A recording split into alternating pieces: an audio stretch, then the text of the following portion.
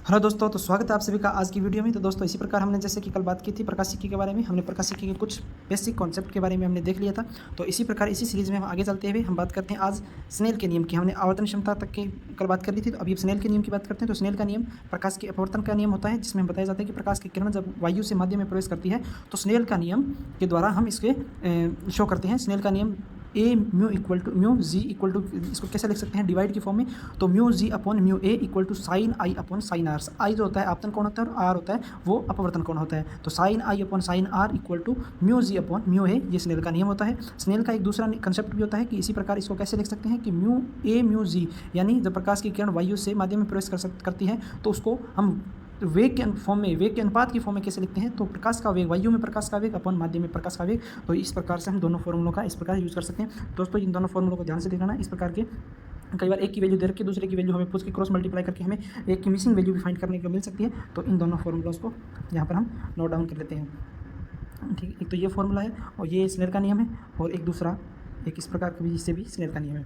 ठीक है, उसके बाद हम चलते हैं आगे प्रकाश की उत्क्रमणीयता। उत्क्रमणीयता का मतलब होता है कि जब मान लो प्रकाश की वायु की जब प्रकाश की किरण वायु से किसी माध्यम में प्रवेश करती है, जब प्रकाश की किरण वायु से माध्यम में प्रवेश करती है, अगर कोई प्रकाश की किरण माध्यम से वायु में प्रवेश करती है, तो प्रकाश की किरण वायु से माध्यम में प्रवेश करती है तो ये एक दूसरे के व्युत्क्रमानुपाती होते हैं। ठीक है, अगर कोई प्रकाश की किरण वायु में प्रवेश करती है और अगर कोई प्रकाश की किरण माध्यम से वायु में प्रवेश करती है एक दूसरे का, तो ये एक दूसरे के व्युत्क्रमानुपाती होते हैं। देखिए mu a mu g equal to 1 upon g mu a, ये एक दूसरे के व्युत्क्रमानुपाती होते हैं। अब उसके बाद अगले कंसेप्ट पे चलते हैं। इसमें दिया हुआ है पार्श्व विस्थापन। पार्श्व विस्थापन क्या होता है, तो देखिए पार्श्व विस्थापन को थोड़ा सा डायग्राम से समझाने की कोशिश करता हूँ। पार्श्व विस्थापन जब कोई प्रकाश की किरण किसी माध्यम में प्रवेश करती है, उसके बाद वो माध्यम सघन होने की वजह से ये अभिलंब की तरफ झुक जाती है, और जैसे ही सघन माध्यम से ये विरल माध्यम की तरफ जाती है तो ये वापस अभिलंब से दूर हो जाती है। तो इस प्रकार ये 2 बार मुड़ती है। अगर हम इसी रेखा को, अगर इसी प्रकाश की किरणों को हम सीधा आगे की तरफ बढ़ाएं, तो देखिए यहाँ पर सीधा ही हम आगे की तरफ बढ़ाएं तो यहाँ से जो परावर्तित किरण है और हमारी तरफ से बढ़ाएगी, अपवर्तित किरण है और हमारी तरफ से बढ़ाएगी जो काल्पनिक किरण है,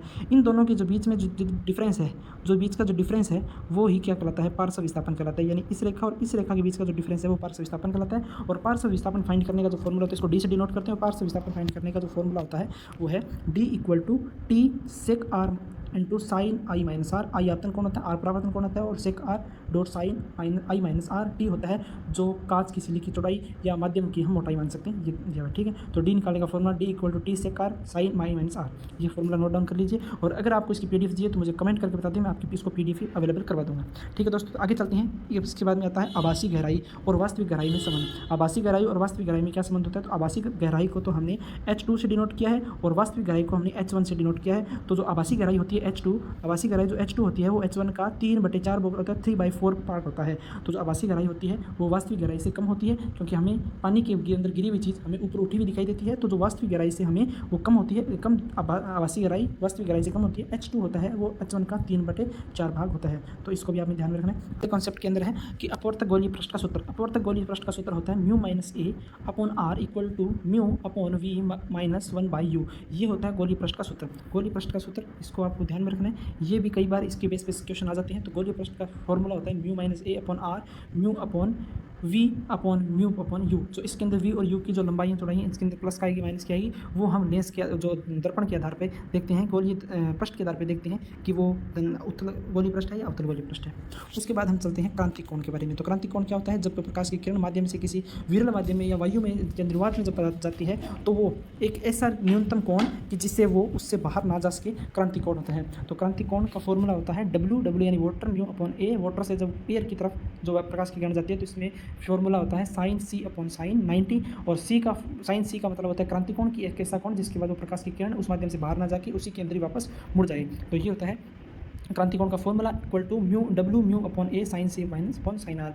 तो अब आप म्यू ए है ना, इसको लिखने में कन्फ्यूजन ना करें, क्योंकि हमेशा याद रखें जो म्यू ए है तो उसमें हमें सबसे पहले म्यू ए लिखा जाएगा और फिर म्यू डब्ल्यू लिखा जाएगा। ठीक है, इस प्रकार से लिखा जाता है। तो mu A equal to sine C upon 1। और अगर हमें अभी हमने उत्क्रमणीयता का नियम पढ़ा था कि अगर हमारे पास म्यू ए है तो हम उसको क्या लिख सकते हैं, जैसे मैं तो उसको दोबारा लिखता हूँ, यानी डब्ल्यू म्यू ए है। अगर हमें इसको दूसरी फॉर्म में लिखना हो तो हम क्या लिख सकते हैं, 1 अपॉन ए म्यू डब्ल्यू। ठीक है, इस प्रकार से इसको लिखा हुआ है कि हमने म्यू अपॉन डब्ल्यू ये वाला था, इसको हमने चेंज करके ये लिख दिया ए म्यू डब्ल्यू इक्वल 1 अपॉन साइन, इसका जो हो गया वो रेसिप्रोकल हो गया। ठीक है दोस्तों, तो इस प्रकार से क्रांति कोण का जो ये फॉर्मूला है इसको ध्यान में रखें। एक तो ये फॉर्मूला और ये फॉर्मूला एक ही, इसका रेसिप्रोकल किया गया है। तो क्रांति कोण का फॉर्मूला होता है म्यू। ठीक है, नेक्स्ट चलते हैं। उसके बाद आता है प्रकाशिक तंतु। जो भी प्रकाशिक जैसे ऑप्टिकल फाइबर होते हैं, और जो ऑप्टिकल फाइबर होते हैं उनमें प्रकाशिक तंतु का जो अपवर्तनांक होता है वो कितना होता है। ये कॉन्सेप्चुअल क्वेश्चन है जो याद रखने लायक है कि इसमें याद रखना होगा कि आप प्रकाशिक तंतु का जो अपवर्तनांक है वो कितना होता है, 1.7 एक अपवर्तनांक होता है। ठीक है, उसके बाद हम बात करते हैं उत्तल लेंस और अवतल लेंस के बारे में। तो उत्तल लेंस होता है वो क्या करता है, एक सभी प्रकाश की किरणों को एक बिंदु पर केंद्रित करता है, और अवतल लेंस होता है वो एक दूसरे को मिलती हुई प्रतीत होती है, यानी वो एक दूसरे जो प्रकाश की किरणों को फैला देता है। ठीक है, अब हम बात करते हैं लेंस सूत्र की, जो हमने पहले भी हमने डिस्कस किया था। तो जो लेंस सूत्र और दर्पण सूत्र में क्या फर्क होता है, दर्पण सूत्र के अंदर ये सारे प्लस के होते हैं और लेंस सूत्र के अंदर 1/v - 1/u होता है। तो लेंस सूत्र को भी ध्यान नोट रखें क्योंकि इसी बेस पे क्वेश्चन न्यूमेरिकल पूछे जाते हैं ऑप्टिक्स के। ठीक है, उसके बाद आता है lens maker formula. Lens maker formula क्या होता है, लेंस मेकर फॉर्मूला होता है 1/f equal to mu -1 equal 1/r - 1/r2। r और r1 क्या होते हैं, r1 और r2 जो होते हैं वो जो दोनों तरफ की जो वक्रताएं त्रिज्याएं होती हैं r1 और r2। ठीक है, तो lens maker formula 1/f equal to mu -1 1/r1 - 1/r2 ये होता है लेंस मेकर फॉर्मूला। उसके बाद हम चलते हैं आगे। अब इसी लेंस मेकर के फॉर्मूले के बेस में हमें बता दें कि अगर कोई लेंस को अगर द्रव में डुबोया जाता है, अगर किसी लेंस को अगर द्रव में डुबोया जाता है तो द्रव में डुबोने के बाद वो कैसा व्यवहार करेगा। तो अगर लेंस का अपवर्तनांक द्रव के अपवर्तनांक से अधिक है, यानी अगर लेंस का अपवर्तनांक द्रव के अपवर्तनांक से अधिक है, यानी द्रव का अपवर्तनांक कम है, तो फोकस दूरी बढ़ जाएगी, यानी फोकस दूरी बढ़ जाएगी। और फोकस दूरी उसके बाद में आता है लेंस का अपवर्तनांक। अगर कोई लेंस का अपवर्तनांक द्रव के अपवर्तनांक यानी जो भी द्रव जिस द्रव में हमने डुबोया है उसमें अगर लेंस का अपवर्तनांक और द्रव का अपवर्तनांक अगर बराबर है तो उसकी फोकस दूरी अनंत हो जाएगी और वो एक क्या करेगी, एक साधारण शीशे की तरह, साधारण पट्टी की तरह क्या करेगी, व्यवहार करेगी। ठीक है, उसके बाद आता है कि अगर किसी लेंस का अपवर्तनांक द्रव के अपवर्तनांक से कम है तो फोकस दूरी, तो उसकी फोकस दूरी क्या होगी, तो उसकी फोकस दूरी कम हो जाएगी। और इसमें मैंने यहाँ पर अधिक लिखा हुआ है तो इसके अंदर थोड़ा सा चेंज करने वाला है कि यहाँ पर फोकस दूरी है वो कम हो जाएगी, और लेंस है जो अवतल है वो उत्तल की तरह व्यवहार करेगा, जो उत्तल है वो अवतल की तरह व्यवहार करेगा। तो इन तीनों कंडीशनों को थोड़ा सा ध्यान से देख लीजिएगा क्योंकि ये कई बार हमें पूछ ली जाते हैं कि अगर ये किस प्रकार से कि ये तीनों लेंस जो कंडीशन दी हुई है इनको कि अगर उत्तल लेंस की जो अपवर्तनांक ज़्यादा होगा तो फोकस दूरी बढ़ेगी और अपवर्तनांक कम होगा तो फोकस दूरी कम होगी। इतना याद रखें। अगर बराबर होगा तो क्या होगा कि दोनों तरफ अपवर्तनांक बराबर हो जाएंगी, तो वहाँ पर वो दोनों की उसकी फोकस दूरी अनंत हो जाएगी और वो एक सिंपल कांच की पट्टी की तरह व्यवहार करेगी। ठीक है, और अगर अपवर्तनांक अधिक होता तो फोकस दूरी बढ़ जाएगी और अगर अपवर्तनांक कम होगा तो इसकी फोकस दूरी कम हो जाएगी और वो उत्तल अवतल की तरह व्यवहार करेगा और अवतल उत्तल की तरह व्यवहार करेगा। ठीक है दोस्तों, ठीक है। अब आगे चलते हैं आगे संयुक्त लेंस सूत्र के बारे में। संयुक्त लेंस सूत्र की बात करते हैं। तो संयुक्त लेंस सूत्र का फॉर्मूला क्या होता है, 1/s। अगर दोनों लेंसों की को संयुक्त करना है तो उनकी फोकस दूरी को भी क्या करना पड़ेगा, संयुक्त करना पड़ेगा। तो जैसे इसमें दिया हुआ है कि f equal to 1/f plus 1/f2, 1/f1 plus 1/f2 ये होता है संयुक्त लेंस सूत्र का फॉर्मूला। उसके बाद हम चलते हैं आगे।